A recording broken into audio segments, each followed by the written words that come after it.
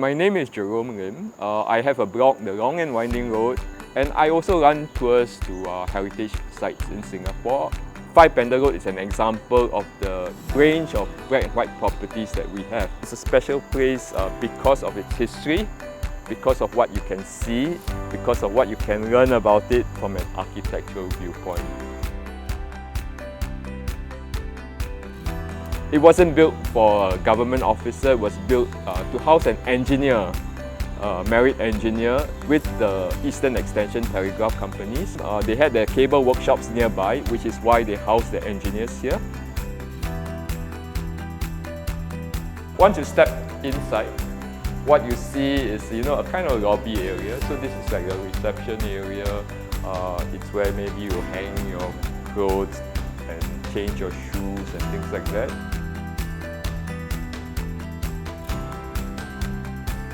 We are now in a space that maybe it's a kind of like a veranda. You can actually open, the windows. And I think once you open the whole stretch of windows around, even the lower part actually can be opened. You can see how airy, the space is. Another feature is the, verandas that maybe line the bedrooms and the living spaces on the inside. So the whole idea of these verandas again is for ventilation. You have huge openings, you allow air to come in. On the back side of the bedroom, you will notice another veranda. So the whole idea was to keep the sleeping area private, not just private, but also cool.